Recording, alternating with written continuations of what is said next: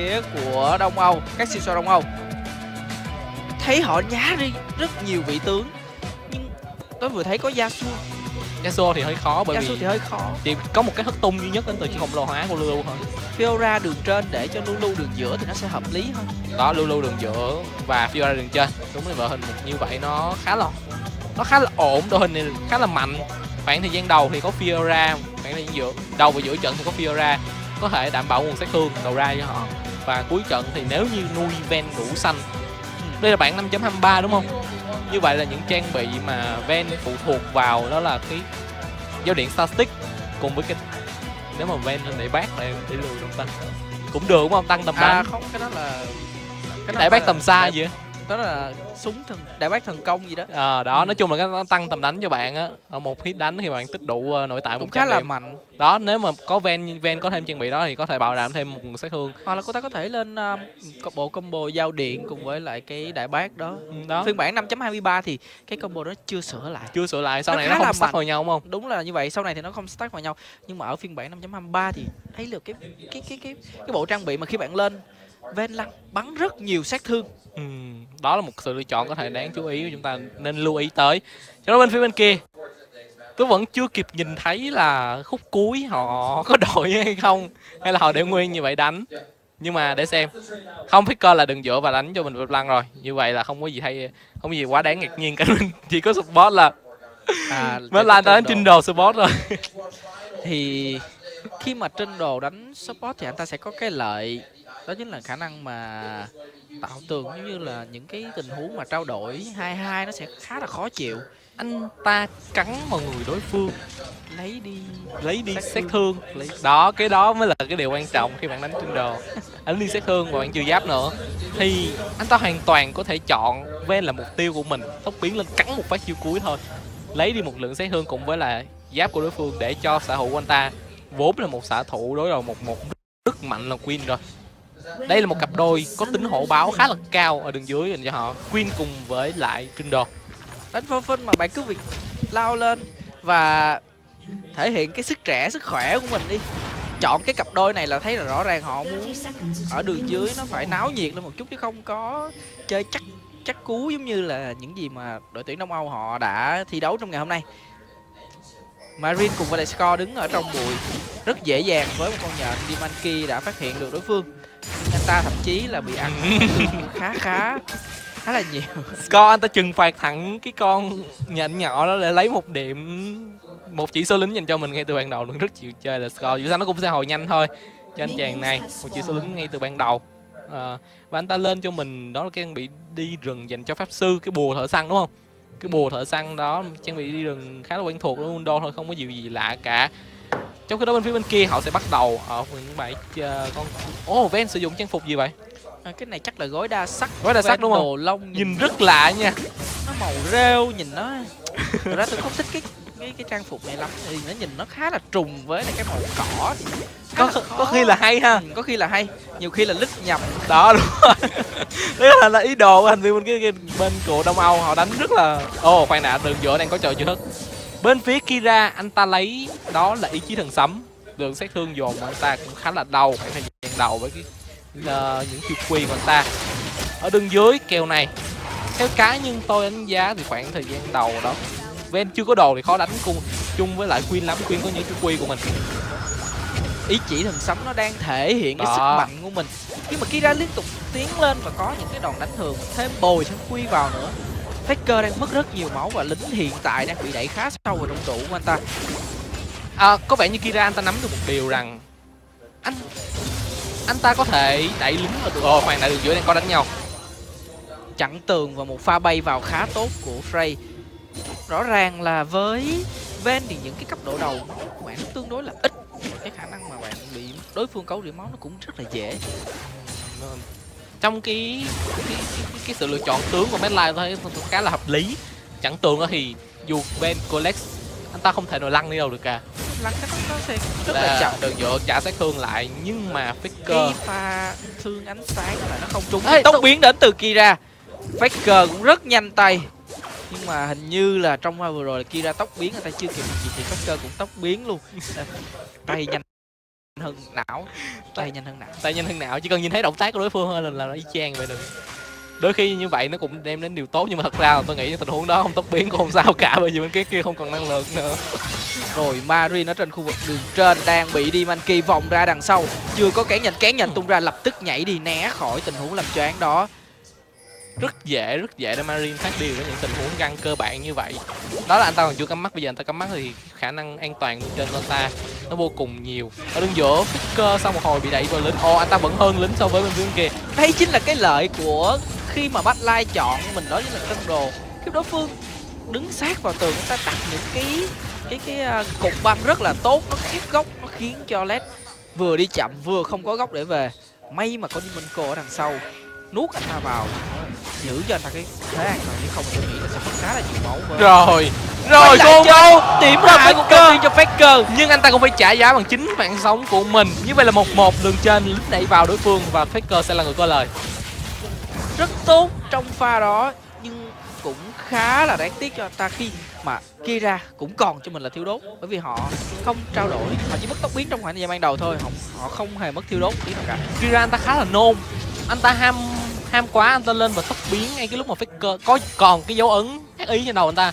Nếu như anh ta lên quy thôi, anh ta kéo nhiều máu hơn rồi, anh ta thiêu đốt rồi, anh ta đợi cho cái dấu ấn ác ý đó hết và sự sát thương cộng thêm không còn nữa, anh ta hoàn toàn có thể tốc biến đi né chiêu W biến ảnh của Faker để quy mà không bị hạ gục. Anh ta mất từ trước.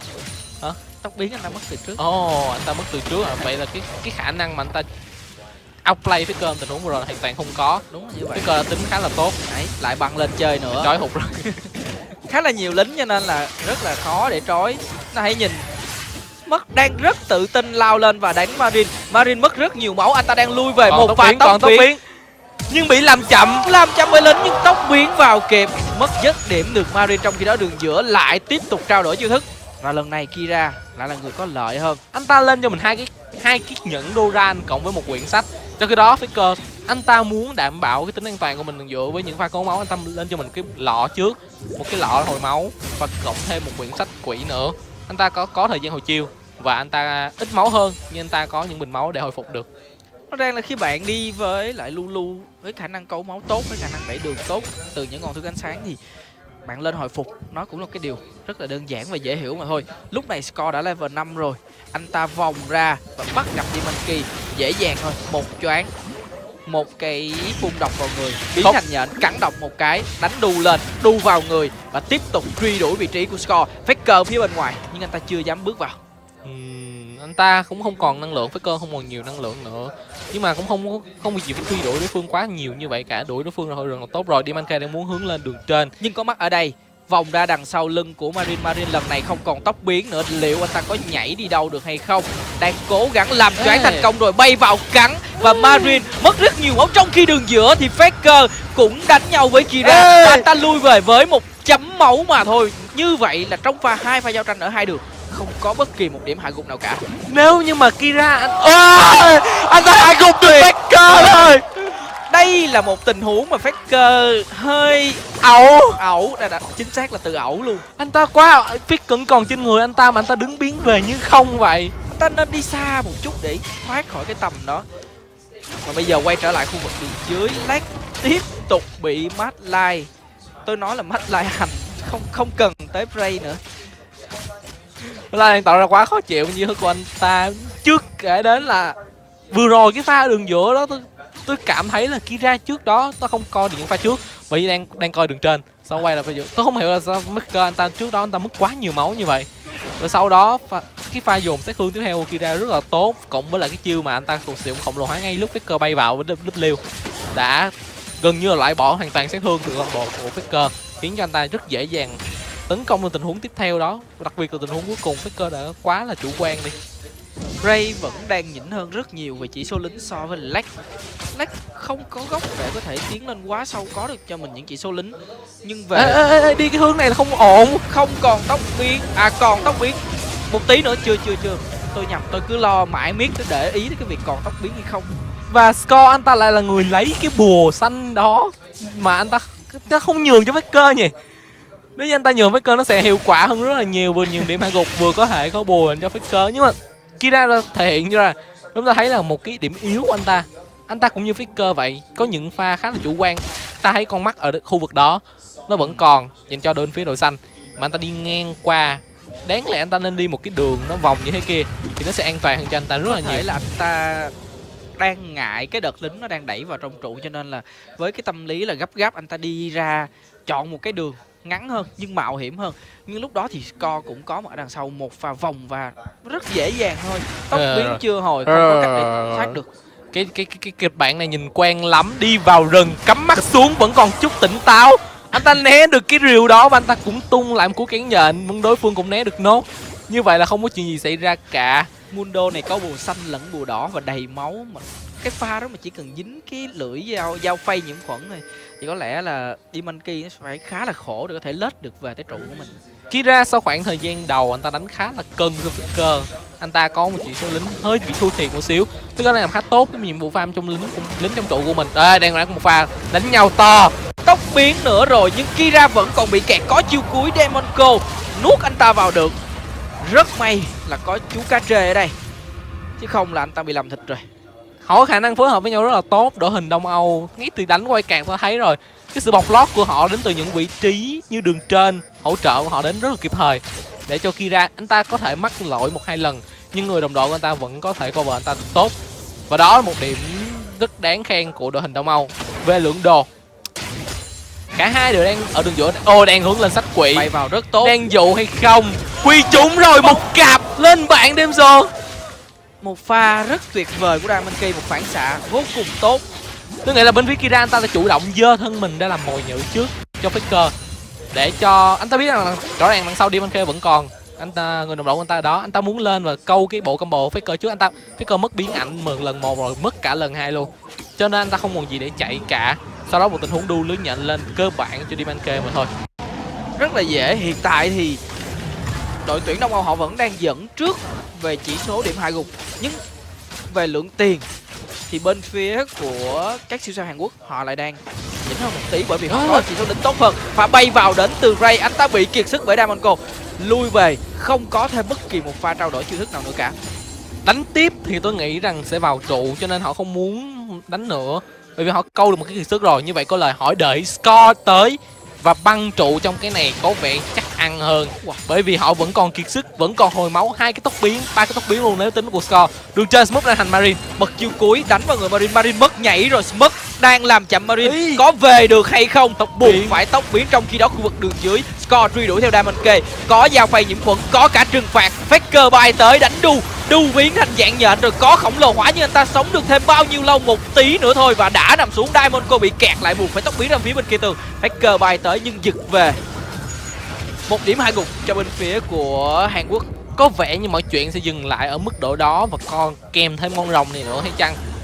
Nhưng Kira anh ta đi hướng này sẽ gặp Faker cắm mắt ra, lần này tỉnh táo hơn rất nhiều. Faker còn rất thấp máu, không bị, anh ta vẫn ngột viết trên người nha. Nhưng anh ta ra khỏi tầm rồi, anh ta lưu ý điều này thêm một lần rồi. Này thì phải chú ý thôi, bị một lần rồi, không thể nào để cái dấp nó dính thêm một lần nữa cả. Đó, cúc quỷ Athens là trang bị tiếp theo mà Kira muốn hướng tới, nhưng khoan đã. Bay lên, trói không trúng, rất tiếc.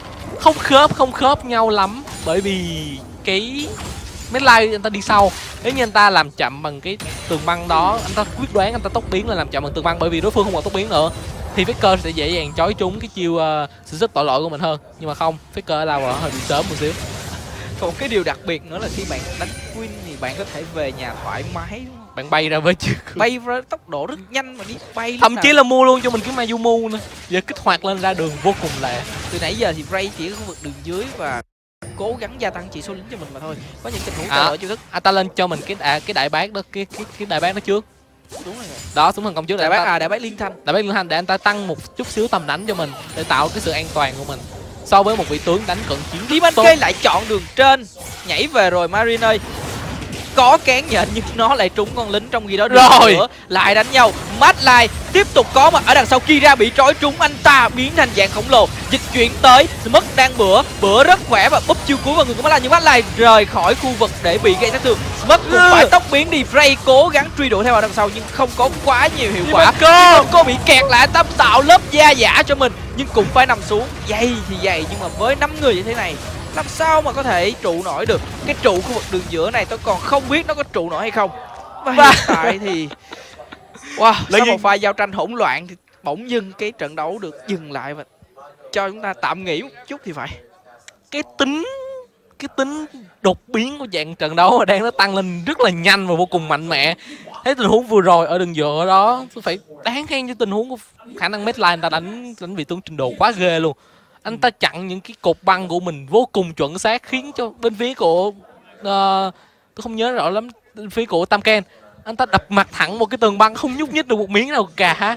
Hình như tôi nhớ đầu tiên là Lulu thì phải. Đó, đầu tiên là Lulu, sau đó Lulu đi lên với cái khổng lồ hóa, sau đó anh ta rút lui về, anh ta đợi cái chuyện của đồng đội anh ta xuống, nhưng mà Faker cũng rất là nhanh tay, anh ta W đi ngay lập tức khi mà thấy cái chuyện vừa chạm đất.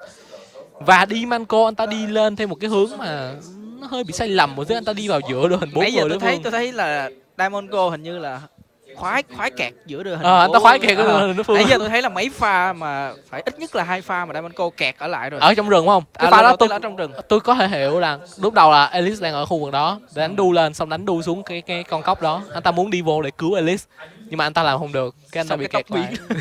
Lần này thì hết tốc biến rồi, khỏi đi đâu luôn, và chỉ còn một cách thôi, đó là nằm lại. Hiện tại thì trận đấu nó vẫn đang khá là nhiệt và chúng ta vẫn đang rất hy vọng là, tôi vẫn đang ủng hộ cho đội lửa, mặc dù tôi mặc áo xanh nhưng mà tôi ủng hộ cho đội lửa. Kỳ vậy. Bởi vì họ chưa có điểm nào. Ok, tôi cũng sẽ ủng hộ cho đội lửa. Và nó thấy là một cái điều rất là hay, đường trên Smoke đang đánh hay hơn Marine rất nhiều. Đúng là vậy. Rất nhiều Mặc luôn dù là là Smoke sử dụng Fiora, một vị tướng mà Marine đánh phải rất là tốt rất là tốt, phải hiểu rõ rất nhiều.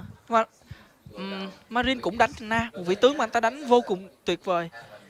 Nhưng mà hiện tại thì Smoke vẫn đang Hiện khỏe tại hơn. xét về cái khía cạnh đi đường 1-1 thì bên phía Smoke anh ta làm rất là tốt. Nhưng mà thực ra thì cũng không công bằng cho lắm, bởi vì chúng ta thấy là có sự can thiệp đến từ Diamond Key nhiều hơn. Nhưng mà Diamond Key anh ta cũng không găng được lần nào cả. Anh ta thấy Nhưng mà là ít ra là anh ta tạo áp lực rất nhiều.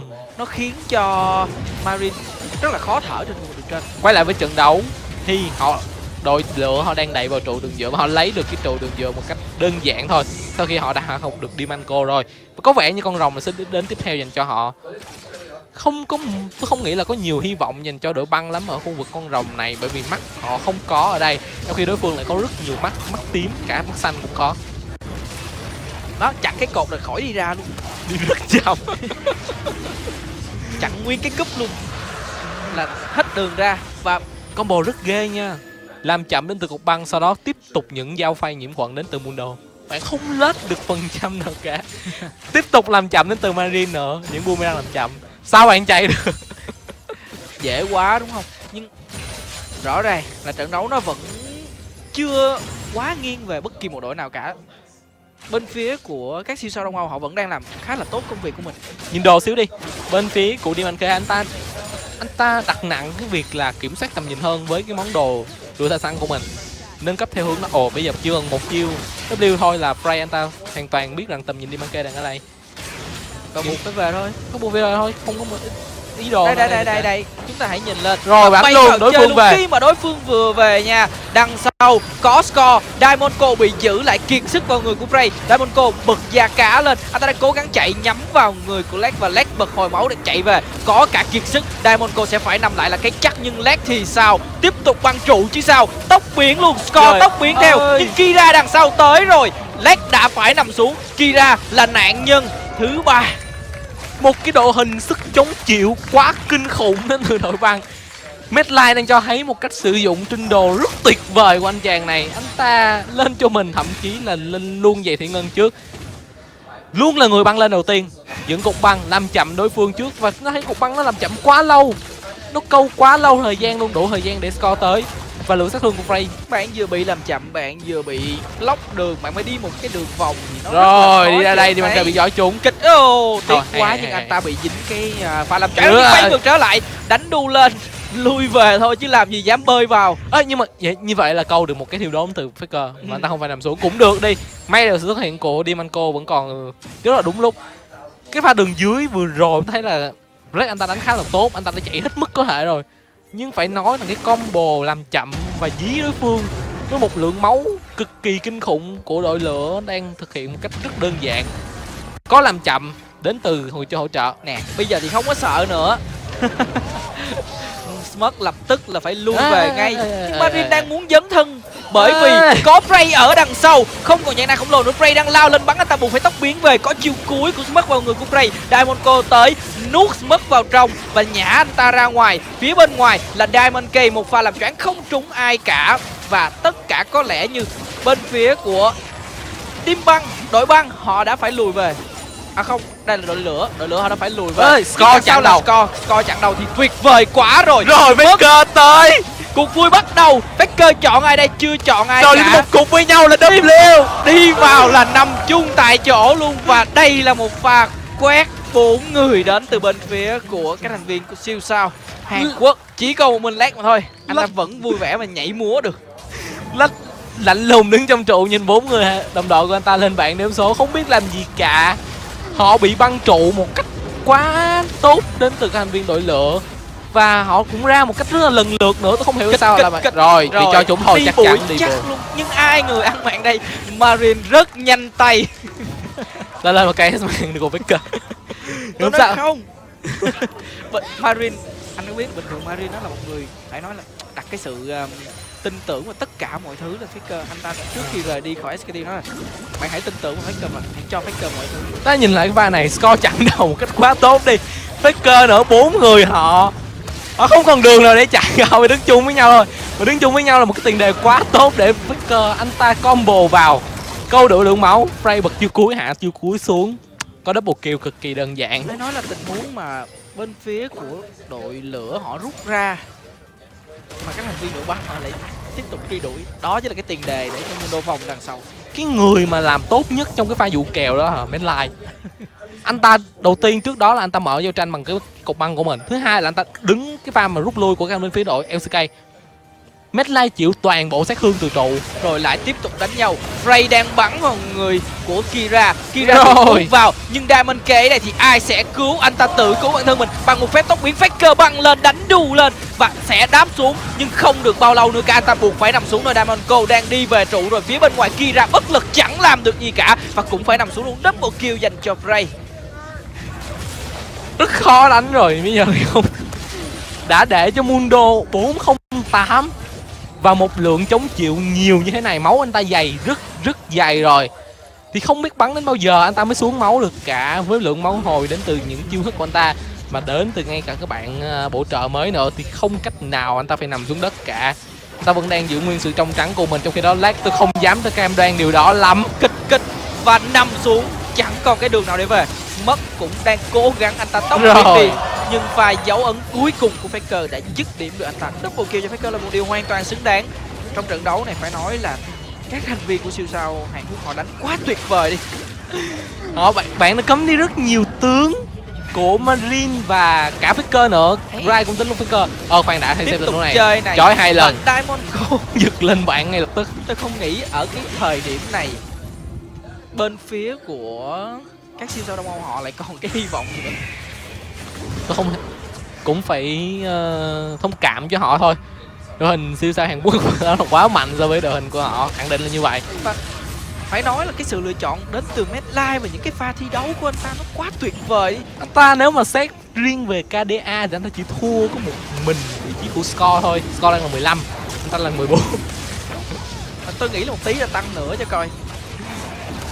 Và con rồng này, con rồng thứ hai, nhưng thực ra thì nó cũng sẽ không mang lại quá nhiều ý nghĩa cho cái trận đấu này đâu, bởi vì thật ra có con rồng không cần rồng cũng được. cái việc mà bên khoảng thời gian ban đầu bên phía White Card họ đánh rất là tốt, nhưng mọi chuyện thay đổi chỉ sau 1-2 pha thôi. Đó là cái sự khác nhau giữa cái cách chơi và cái trình độ ở từng khu vực. Đúng vậy, Demon K anh ta đi đạo đường khá là tốt, nhưng cái việc anh ta làm không được bằng như Score là Score anh ta rồi. Khoan nói đến chuyện đó là Ray đang bắn vào người Dionco mỏng như tờ giấy luôn. Marine cùng với Ray bắn anh ta đi bộ quá nhanh, Demon K một tiếp theo. Anh ta làm choáng được Marine, nhưng làm sao anh ta về được? Ê, các bạn thấy ngay thời điểm này trên bản đồ lý do tại sao LCK hơn, họ đi vào rừng đối phương và cắm vô cùng nhiều tầm nhìn trong này, khiến cho bên phía của Quay Cạc họ không biết di chuyển đi đâu cả. Họ di chuyển ra bị bắt lẻ trong rừng ngay lập tức với những vị tướng bắt lẻ rất mạnh. Đó, đúng rồi, có rồng, có Baron, có trụ, có tất cả mọi thứ. Trận đấu nó sẽ thuộc về cho bên phía của LCK. cách trọn vẹn nhất nếu như họ có thể phá hủy được nhà chính của đối phương. Bây giờ có Baron rồi, một cuộc tấn công tổng lực nữa thôi thì tôi nghĩ là phần trăm chiến thắng chắc là nằm ở cái con số vô cùng cao, là 99,999999% luôn rồi. Con phượng hoàng lửa này nó có vẻ mạnh nha. Chim đại bàng lửa nữa nó có vẻ mạnh kinh khủng. Ở phút thứ 21 anh ta 2 món đồ rưỡi và anh ta rất nhiều chí mạng.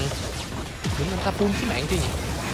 Chưa biết luôn. Nhưng không cần phải nói đến cái việc có chí mạng không, bởi vì anh ta đang bắn rất mạnh rồi. Rồi và bây giờ các thành viên của team băng họ đang cố gắng lui về và Diamondco là người bị nhắm tới bởi vì anh ta quá chậm chạp mà, và đã phải nằm xuống. Led chọn góc nhưng anh ta chọn góc để chạy chứ không phải là chọn góc để bắn, nhưng anh ta cũng phải nằm lại. Nhìn cái cách là score chống chịu sát thương từ trụ mà xem, không hề mất quá nhiều máu, mất bị kẹt lại. Phải chịu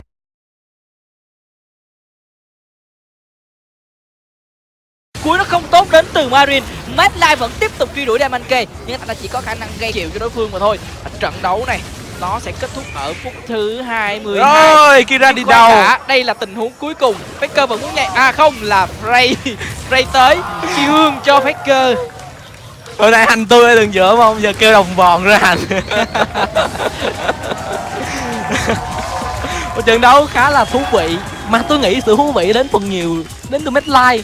Bởi vì chúng ta thấy Maven rồi, 3 cái cục băng của anh ta làm chậm 3 mục tiêu chính của đối phương một cách rất là tốt. Cộng với việc là Faker được sử dụng tướng tụ, anh ta lép lăng đánh cực kỳ ảo diệu trong khoảng thời gian giao tranh sau. Dù là khoảng thời gian đầu anh ta bị chú ý ở đường giữa vô số lần. Đúng là ngày hôm nay ấm lên thật rồi. Và cuối cùng thì đội lửa cũng đã có 100 điểm đầu tiên. 100 điểm. Rất tuyệt vời. Như vậy là về tỷ số điểm của hai đội là đang là 250 với lại 100. Xin lưu ý các bạn là những trận đấu mà hớt 5 năm VF như thế này, có nghĩa là 5 năm truyền thống đó, sẽ được tính 100 điểm. Và tất cả những thể thức còn lại, ngoại trừ là solo nha, ngoại trừ solo thì được tính là 50 điểm, cũng chẳng là 50 điểm. Và solo ai vô địch sẽ được 150 điểm, người đứng thứ nhì sẽ được 50 điểm. Vâng. Và với số điểm đó thì bạn sẽ cộng lại và chọn ra cái đội tuyển vô địch ở trong cái giải đấu sau quay này. Và chúng ta còn tới 3 ngày thi đấu nữa. Hôm nay chỉ là ngày đầu tiên thôi, và chúng tôi Vietnam Esports TV xin chào và hẹn gặp lại các bạn vào ngày mai. Here, shaking hands, great sports about the game, a great early game as well. I mean, they can be happy with this. I think overall this game turned out to be better than most people expected. It was enjoyable overall. Some nice plays there from IWC guys. I think they can go home today, or not home, back to the hotel. Reasonably pleased. Really? Crepo? Like that? No, I'm just kidding. Just to send him home, boys. You lost against Koreans. It's over. Go home. Well, they can also come back tomorrow happy as well. We want them back. Yeah, they have played against the Koreans, which means you no longer have to play them. Well, we'll see what happens. Tay nhanh hơn não. Tay nhanh hơn não, chỉ cần nhìn thấy động tác của đối phương thôi là nó y chang vậy được. Đôi khi như vậy nó cũng đem đến điều tốt, nhưng mà thật ra là tôi nghĩ tình huống đó không tốc biến cũng không sao cả, bởi vì bên cái kia không còn năng lượng nữa. Rồi Marin ở trên khu vực đường trên đang bị Diamondco vòng ra đằng sau, chưa có kén nhận tung ra, lập tức nhảy đi né khỏi tình huống làm choáng đó. Rất dễ để Marin phát điều với những tình huống găng cơ bản như vậy. Đó là anh ta còn chưa cắm mắt, bây giờ anh ta cắm mắt thì khả năng an toàn trên anh ta nó vô cùng nhiều. Ở đường giữa Faker sau một hồi bị đẩy vào lính, anh ta vẫn hơn lính so với bên phía kia. Đây chính là cái lợi của khi mà Madline chọn mình, đó chính là cân đồ. Khi đối phương đứng sát vào tường, người ta đặt những cái cục băng rất là tốt, nó khép góc, nó khiến cho Led vừa đi chậm vừa không có góc để về. May mà có Diamondco ở đằng sau nuốt anh ta vào, giữ cho anh ta cái thế an toàn, chứ không tôi nghĩ là sẽ mất khá là nhiều máu. Rồi cô đâu điểm lại một đầu tiên cho Faker, nhưng anh ta cũng phải trả giá bằng chính mạng sống của mình. Như vậy là 1-1, đường trên lính đẩy vào đối phương và Faker sẽ là người có lời. Rất tốt trong pha đó, nhưng cũng khá là đáng tiếc cho anh ta khi mà Kira cũng còn cho mình là thiếu đốt, bởi vì họ không trao đổi, họ chỉ mất tốc biến trong khoảng thời gian ban đầu thôi, họ không hề mất thiếu đốt tí nào cả. Kira anh ta khá là nôn, anh ta ham quá, anh ta lên và tốc biến ngay cái lúc mà Faker có còn cái dấu ấn ác ý trên đầu anh ta. Nếu như anh ta lên quy thôi thì anh ta kéo nhiều máu hơn rồi, anh ta thiêu đốt rồi, anh ta đợi cho cái dấu ấn ác ý đó hết và sự sát thương cộng thêm không còn nữa, anh ta hoàn toàn có thể tốc biến đi né chữ W biến ảnh của Faker để quy mà không bị hạ gục. Anh ta mất từ trước. Hả? Tốc biến anh ta mất từ trước. Anh ta mất từ trước à? Vậy là cái khả năng mà anh ta outplay Faker tình huống vừa rồi hoàn toàn không có. Đúng như vậy. Faker đã tính khá là tốt. Đấy, lại băng lên chơi nữa. Trói hụt rồi. Khá là nhiều lính cho nên là rất là khó để trói.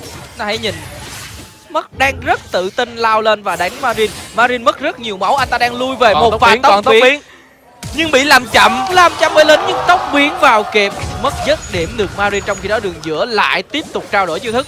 Và lần này Kira lại là người có lợi hơn. Anh ta lên cho mình hai cái nhẫn Doran cộng với một quyển sách.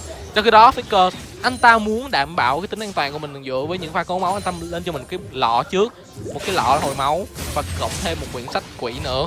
Anh ta có thời gian hồi chiêu và anh ta ít máu hơn nhưng anh ta có những bình máu để hồi phục được. Nó đang là khi bạn đi với lại Lulu với khả năng cấu máu tốt, với khả năng đẩy đường tốt từ những ngọn thư ánh sáng thì bạn lên hồi phục nó cũng là cái điều rất là đơn giản và dễ hiểu mà thôi. Lúc này Score đã level 5 rồi, anh ta vòng ra và bắt gặp Demon Key dễ dàng thôi. Một choáng, một cái phun độc vào người, biến thành nhện, cắn độc một cái, đánh đu lên, đu vào người và tiếp tục truy đuổi vị trí của Score. Faker phía bên ngoài nhưng anh ta chưa dám bước vào.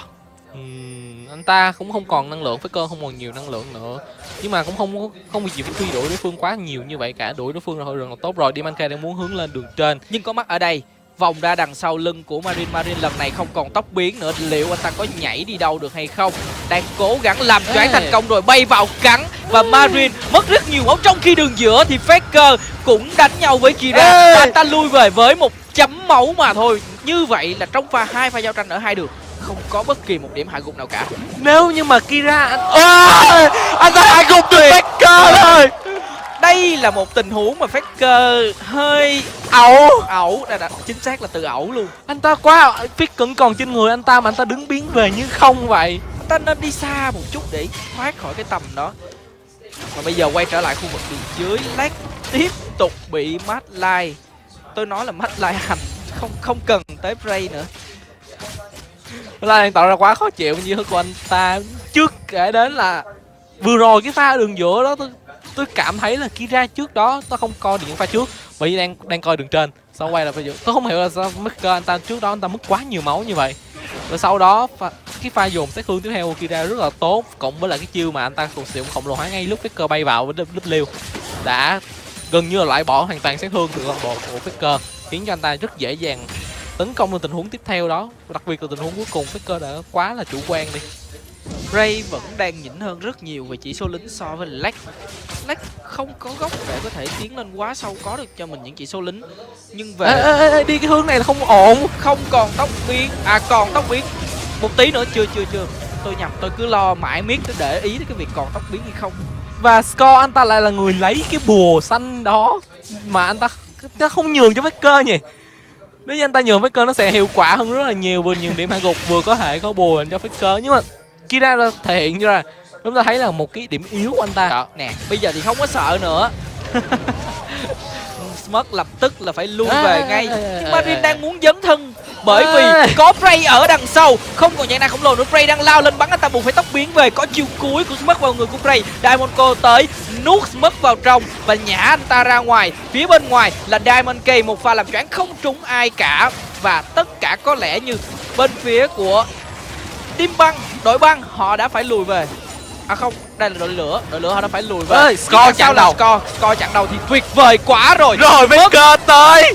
Cuộc vui bắt đầu. Faker chọn ai đây? Chưa chọn ai rồi cả. Rồi một cục với nhau là W. Đi vào là nằm chung tại chỗ luôn. Và đây là một pha quét 4 người đến từ bên phía của các thành viên của siêu sao Hàn Quốc. Chỉ còn một mình Lách mà thôi, anh ta vẫn vui vẻ và nhảy múa được. Lách lạnh lùng đứng trong trụ nhìn 4 người đồng đội của anh ta lên bảng điểm số không biết làm gì cả. Họ bị băng trụ một cách quá tốt đến từ các thành viên đội lửa và họ cũng ra một cách rất là lần lượt nữa. Tôi không hiểu sao là rồi bị cho chúng hồi chắc chắn đi luôn. Nhưng ai người ăn mạng đây? Marin rất nhanh tay. Lên một cái mạng được của Faker. Đúng sao không? Marin, anh có biết bình thường Marin nó là một người phải nói là đặt cái sự tin tưởng vào tất cả mọi thứ là Faker. Anh ta trước khi rời đi khỏi SKT nói là bạn hãy tin tưởng vào Faker, mà hãy cho Faker mọi thứ. Ta nhìn lại cái pha này, Score chặn đầu một cách quá tốt đi. Faker nữa 4 người họ không còn đường nào để chạy, họ phải đứng chung với nhau thôi. Và đứng chung với nhau là một cái tiền đề quá tốt để Faker anh ta combo vào câu đủ lượng máu. Frey bật chiêu cuối, hạ chiêu cuối xuống, có double kill cực kỳ đơn giản. Phải nói là tình huống mà bên phía của đội lửa họ rút ra mà các thành viên đội băng họ lại tiếp tục truy đuổi. Đó chính là cái tiền đề để cho Mundo vòng đằng sau. Cái người mà làm tốt nhất trong cái pha dụ kèo đó là Medline. Anh ta đầu tiên trước đó là anh ta mở giao tranh bằng cái cục băng của mình. Thứ hai là anh ta đứng cái pha mà rút lui của các bên phía đội LCK. Medline chịu toàn bộ sát thương từ trụ. Rồi lại tiếp tục đánh nhau. Ray đang bắn vào người của Kira. Kira Rồi. hút vào. Nhưng Diamond K này thì ai sẽ cứu? Anh ta tự cứu bản thân mình bằng một phép tốc biến Faker băng lên, đánh đù lên và sẽ đáp xuống. Nhưng không được bao lâu nữa cả, anh ta buộc phải nằm xuống rồi. Diamond Go đang đi về trụ rồi. Phía bên ngoài Kira bất lực chẳng làm được gì cả và cũng phải nằm xuống luôn. Double kill dành cho Ray. Rất khó đánh rồi, bây giờ thì không. Đã để cho Mundo 408 và một lượng chống chịu nhiều như thế này. Máu anh ta dày, rất dày rồi. Thì không biết bắn đến bao giờ anh ta mới xuống máu được cả. Với lượng máu hồi đến từ những chiêu thức của anh ta, mà đến từ ngay cả các bạn bổ trợ mới nữa, thì không cách nào anh ta phải nằm xuống đất cả. Anh ta vẫn đang giữ nguyên sự trong trắng của mình. Trong khi đó lát tôi không dám tôi cam đoan điều đó lắm. Kịch và nằm xuống, chẳng còn cái đường nào để về. Mất cũng đang cố gắng, anh ta tốc Rồi. biến đi, nhưng pha dấu ấn cuối cùng của Faker đã dứt điểm được anh ta. Double kill cho Faker là một điều hoàn toàn xứng đáng. Trong trận đấu này phải nói là các thành viên của siêu sao Hàn Quốc họ đánh quá tuyệt vời đi. Bạn đã cấm đi rất nhiều tướng của Marine và cả Faker nữa. Rai cũng tính luôn Faker. Khoan đã, hãy Tiếp xem tình tục huống này. chơi này. Chói 2 lần. Và Diamond Go Giật lên bạn ngay lập tức. tôi không nghĩ ở cái thời điểm này bên phía của các siêu sao Đông Âu họ lại còn cái hy vọng gì nữa. Tôi không cũng phải thông cảm cho họ thôi. Đội hình siêu sao Hàn Quốc đó là quá mạnh so với đội hình của họ, khẳng định là như vậy. Và phải nói là cái sự lựa chọn đến từ Medline và những cái pha thi đấu của anh ta nó quá tuyệt vời. Anh ta nếu mà xét riêng về KDA thì anh ta chỉ thua có một mình vị trí của Score thôi. Score đang là 15, anh ta là 14. Và tôi nghĩ là một tí là tăng nữa cho coi. Và con rồng này, con rồng thứ hai, nhưng thực ra thì nó cũng sẽ không mang lại quá nhiều ý nghĩa cho cái trận đấu này đâu, bởi vì thật ra có con rồng không cần rồng cũng được. Cái việc mà bên khoảng thời gian ban đầu bên phía White Card họ đánh rất là tốt, nhưng mọi chuyện thay đổi chỉ sau 1-2 pha thôi. Đó là cái sự khác nhau giữa cái cách chơi và cái trình độ ở từng khu vực. Đúng vậy, Demon K anh ta đi đạo đường khá là tốt, nhưng cái việc anh ta làm không được bằng như Score là Score anh ta rồi. Khoan nói đến chuyện đó là Ray đang bắn vào người Dionco mỏng như tờ giấy luôn. Marine cùng với Ray bắn anh ta đi bụi quá nhanh. Demon K một tiếp theo, Anh ta làm choáng được Marine, nhưng làm sao anh ta về được? Ê, các bạn có thể thấy ngay thời điểm này trên bản đồ lý do tại sao LGC hơn, họ đi vào rừng đối phương và cắm vô cùng nhiều tầm nhìn trong này, khiến cho bên phía của Quay Cạc họ không biết di chuyển đi đâu cả. Họ di chuyển ra bị bắt lẻ trong rừng ngay lập tức với những vị tướng bắt lẻ rất mạnh. Đó, đúng rồi, có rồng, có Baron, có trụ, có tất cả mọi thứ. Trận đấu nó sẽ phía của Đông Âu, các siêu sao Đông Âu thấy họ nhá đi rất nhiều vị tướng, nhưng tôi vừa thấy có Yasuo thì hơi khó, bởi Yasuo vì thì hơi khó. chỉ có một cái thất tung duy nhất đến từ chiếc khổng lồ hóa của Lulu thôi. Fiora đường trên để cho Lulu đường giữa thì nó sẽ hợp lý hơn. Đó, Lulu đường giữa và Fiora đường trên, đúng là đội hình như vậy nó khá là ổn. Đội hình này khá là mạnh. Khoảng thời gian đầu thì có Fiora, khoảng thời gian giữa đầu và giữa trận thì có Fiora có thể đảm bảo nguồn sát thương đầu ra cho họ, và cuối trận thì nếu như nuôi Ven đủ xanh. Đây là bản 5.23 đúng không? Như vậy là những trang bị mà Ven phụ thuộc vào đó là cái giao điện static cùng với cái, nếu mà Ven lên để bác để lùi đồng tăng cũng được đúng không? Tăng tầm đánh. Không, cái đó là Cái đại bác tầm xa gì á. Đó là súng đại bác thần công gì đó. Đó, nói chung là nó tăng tầm đánh cho bạn á. Ở một hit đánh thì bạn tích đủ nội tại Cũng 100 khá là điểm. mạnh. Đó, nếu mà có Ven có thêm trang bị đó thì có thể bảo đảm thêm một nguồn sát thương. Hoặc là cô ta có thể lên bộ combo giao điện cùng với lại cái đại bác đó. Đó. Phiên bản 5.23 thì cái combo đó chưa sửa lại. Sau Nó này khá nó là không stack mạnh. vào nhau đúng không? Đúng là như vậy, sau này thì nó không stack vào nhau. Nhưng mà ở phiên bản 5.23 thì thấy được cái bộ trang bị mà khi bạn lên Ven Lăng bắn rất nhiều sát thương. Đó là một sự lựa chọn có thể đáng chú ý, chúng ta nên lưu ý tới. Cho nó bên phía bên kia, tôi vẫn chưa kịp nhìn thấy là khúc cuối họ có đổi hay không, hay là họ để nguyên như vậy đánh. Nhưng mà để xem. Không, Faker là đường giữa và đánh cho mình Vượt Lăng rồi. Như vậy là không có gì quá đáng ngạc nhiên cả. Chỉ có support là mới là đánh trên đồ support rồi. Thì khi mà trên đồ đánh support thì anh ta sẽ có cái lợi, đó chính là khả năng mà tạo tường, giống như là những cái tình huống mà trao đổi 2-2 nó sẽ khá là khó chịu. anh ta cắn vào người đối phương, lấy đi sát thương. Đó, cái đó mới là cái điều quan trọng khi bạn đánh trên đồ. Anh đi sát thương và bạn trừ giáp nữa thì anh ta hoàn toàn có thể chọn Ven là mục tiêu của mình, tốc biến lên cắn một phát chiêu cuối thôi, lấy đi một lượng sát thương cùng với là giáp của đối phương để cho xạ thủ của anh ta vốn là một xạ thủ đối đầu một rất mạnh là Queen rồi. Đây là một cặp đôi có tính hổ báo khá là cao ở đường dưới dành cho họ, Queen cùng với lại Trindle. Đánh phân mà bạn cứ việc lao lên và thể hiện cái sức trẻ, sức khỏe của mình đi. Chọn cái cặp đôi này là thấy là rõ ràng họ muốn ở đường dưới nó phải náo nhiệt lên một chút, chứ không có chơi chắc cú giống như là những gì mà đội tuyển Đông Âu họ đã thi đấu trong ngày hôm nay. Marine cùng với lại Score đứng ở trong bụi rất dễ dàng với một con nhện. Dimanki đã phát hiện được đối phương, nhưng anh ta thậm chí là bị ăn khá là nhiều. Score anh ta trừng phạt thẳng cái con nhện nhỏ đó để lấy một điểm, một chỉ số lính dành cho mình ngay từ ban đầu. Rất chịu chơi là Score, dù sao nó cũng sẽ hồi nhanh thôi cho anh chàng này, một chỉ số lính ngay từ ban đầu. Và anh ta lên cho mình đó là cái trang bị đi rừng dành cho pháp sư, cái bùa thợ săn đúng không? Cái bùa thợ săn đó, trang bị đi rừng khá là quen thuộc đối với Mundo thôi, không có gì lạ cả. Trong khi đó bên phía bên kia họ sẽ bắt đầu ở những bãi con Ven sử dụng trang phục gì vậy? Cái này chắc là gối đa sắc đúng không? đồ lông nhìn rất lạ nha, nó màu rêu, nhìn nó thật ra tôi không thích cái trang phục này lắm, thì nó nhìn nó khá là trùng với lại cái màu cỏ. Có khi là hay ha, có khi là hay, nhiều khi là lít nhầm đó đúng rồi. Đấy là ý đồ của thành viên bên của Đông Âu, họ đánh rất là khoan đã, đường giữa đang có trò chưa hết. Bên phía Kira anh ta lấy đó là ý chí thần sấm, lượng sát thương dồn của anh ta cũng khá là đau khoảng thời gian đầu với những chiêu quy của anh ta.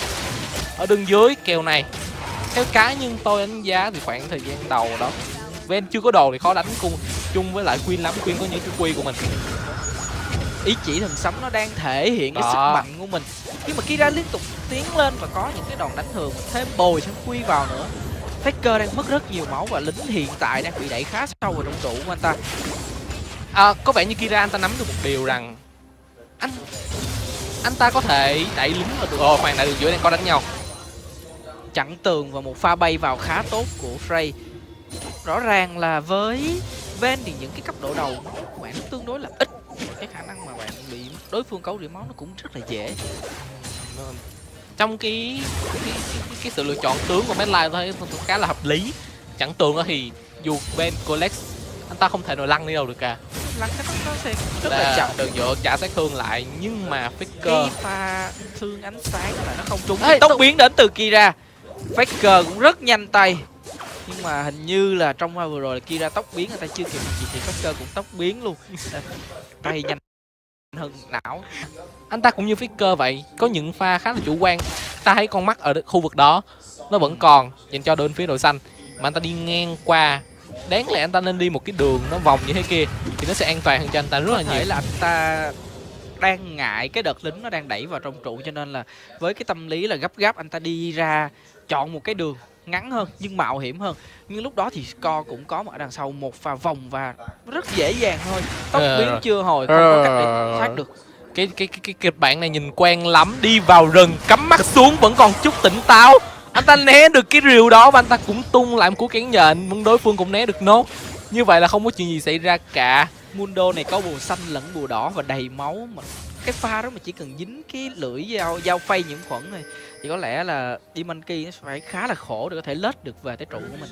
Kira sau khoảng thời gian đầu anh ta đánh khá là cân cho Faker, anh ta có một chỉ số lính hơi bị thua thiệt một xíu, tức là đang làm khá tốt cái nhiệm vụ farm trong lính trong trụ của mình. Đang có một pha đánh nhau to, tốc biến nữa rồi nhưng Kira vẫn còn bị kẹt, có chiêu cuối Demonco nuốt anh ta vào được. Rất may là có chú cá trê ở đây, chứ không là anh ta bị làm thịt rồi. Họ có khả năng phối hợp với nhau rất là tốt. Đội hình Đông Âu ngay từ đánh quay càng tôi thấy rồi, cái sự bọc lót của họ đến từ những vị trí như đường trên, hỗ trợ của họ đến rất là kịp thời để cho Kira anh ta có thể mắc lỗi 1-2 lần nhưng người đồng đội của anh ta vẫn có thể cover anh ta tốt. Và đó là một điểm rất đáng khen của đội hình Đông Âu. Về lượng đồ, cả hai đều đang ở đường giữa. Đang hướng lên sách quỷ, bay vào rất tốt. Đang dụ hay không? Quy trúng rồi, một cặp lên bạn đêm rồi. Một pha rất tuyệt vời của Dimanki, một phản xạ vô cùng tốt. Tôi nghĩ là bên phía Kira anh ta đã chủ động dơ thân mình để làm mồi nhự trước cho Faker. để cho anh ta biết rằng rõ ràng đằng sau Demon K vẫn còn anh ta, người đồng đội của anh ta ở đó, anh ta muốn lên và câu cái bộ combo Faker trước. Anh ta Faker mất biến ảnh 10 lần 1 rồi, mất cả lần 2 luôn, cho nên anh ta không còn gì để chạy cả. Sau đó một tình huống đu lưới nhận lên cơ bản cho Demon K mà thôi. Rất là dễ. Hiện tại thì đội tuyển Đông Âu họ vẫn đang dẫn trước về chỉ số điểm hạ gục, nhưng về lượng tiền thì bên phía của các siêu sao Hàn Quốc họ lại đang nhỉnh hơn một tí, bởi vì họ có chỉ số đỉnh tốt hơn. Pha bay vào đến từ Ray, anh ta bị kiệt sức bởi Diamondco, lui về không có thêm bất kỳ một pha trao đổi chiêu thức nào nữa cả.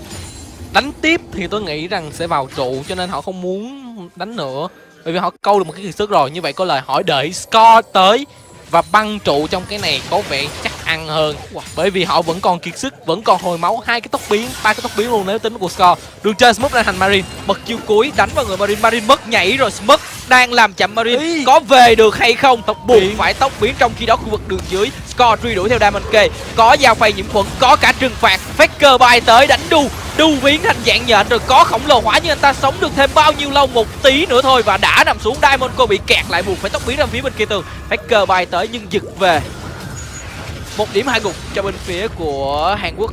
có vẻ như mọi chuyện sẽ dừng lại ở mức độ đó và còn kèm thêm con rồng này nữa hay chăng? Nhưng Kira anh ta đi hướng này sẽ gặp Faker, cắm mắt ra, lần này tỉnh táo hơn rất nhiều. Faker còn rất thấp máu, không bị, anh ta vẫn ngột viết trên người nha. Nhưng anh ta đi ra khỏi tầm rồi, anh ta lưu ý điều này thêm một lần rồi. này thì phải chú ý thôi, bị một lần rồi, không thể nào để cái dấp nó dính thêm một lần nữa cả. Đó, cúc quỷ Athens là trang bị tiếp theo mà Kira muốn hướng tới, nhưng khoan đã, bay lên trói không trúng, rất tiếc. Không khớp nhau lắm, bởi vì cái Medline anh ta đi sau, nếu như anh ta làm chậm bằng cái tường băng đó, anh ta quyết đoán anh ta tốc biến là làm chậm bằng tường băng, bởi vì đối phương không còn tốc biến nữa thì Faker sẽ dễ dàng chói trúng cái chiêu sự rất tội lỗi của mình hơn. Nhưng mà không, Faker ở đâu rồi, hơi bị sớm một xíu. Còn cái điều đặc biệt nữa là khi bạn đánh Queen thì bạn có thể về nhà thoải mái, Bạn bay ra với chiêu, bay với tốc độ rất nhanh mà đi bay, thậm chí là mua luôn cho mình cái Mayumu nữa, giờ kích hoạt lên ra đường vô cùng lẹ. Từ nãy giờ thì Ray chỉ có khu vực đường dưới và cố gắng gia tăng chỉ số lính cho mình mà thôi. Có những tình huống trao đổi chiêu thức. Ta lên cho mình cái đại bác đó, cái đại bác đó trước. Đúng rồi. Đó, xuống thần công trước. Đại bác liên thanh. Đại bác liên thanh để anh ta tăng một chút xíu tầm đánh cho mình, để tạo cái sự an toàn của mình so với một vị tướng đánh cận chiến. Demon K lại chọn đường trên, nhảy về rồi. Marine ơi, có cán nhện nhưng nó lại trúng con lính, trong khi đó rồi nữa lại đánh nhau. Madline tiếp tục có mặt ở đằng sau, Kira bị trói trúng, anh ta biến thành dạng khổng lồ, dịch chuyển tới. Smoke đang bữa rất khỏe và búp chiêu cuối vào người của Madline, nhưng Madline rời khỏi khu vực để bị gây sát thương. Smoke cũng phải tốc biến đi. Ray cố gắng truy đuổi theo ở đằng sau nhưng không có quá nhiều hiệu quả. Cô bị kẹt lại, tâm tạo lớp da giả cho mình nhưng cũng phải nằm xuống. Dày thì dày, nhưng mà với 5 người như thế này làm sao mà có thể trụ nổi được. Cái trụ khu vực đường giữa này tôi còn không biết nó có trụ nổi hay không. Và hiện tại thì sau một pha giao tranh hỗn loạn thì bỗng dưng cái trận đấu được dừng lại và cho chúng ta tạm nghỉ một chút thì phải. Cái tính đột biến của dạng trận đấu đang nó tăng lên rất là nhanh và vô cùng mạnh mẽ. Thấy tình huống vừa rồi ở đường giữa đó, tôi phải đáng khen cho tình huống của khả năng Medline, anh ta đánh vị tướng trình độ quá ghê luôn. Anh ta chặn những cái cột băng của mình vô cùng chuẩn xác, khiến cho bên phía của tôi không nhớ rõ lắm, bên phía của Tamken anh ta đập mặt thẳng một cái tường băng, không nhúc nhích được một miếng nào cả. Hình như tôi nhớ đầu tiên là Lulu thì phải. Đó, đầu tiên là Lulu.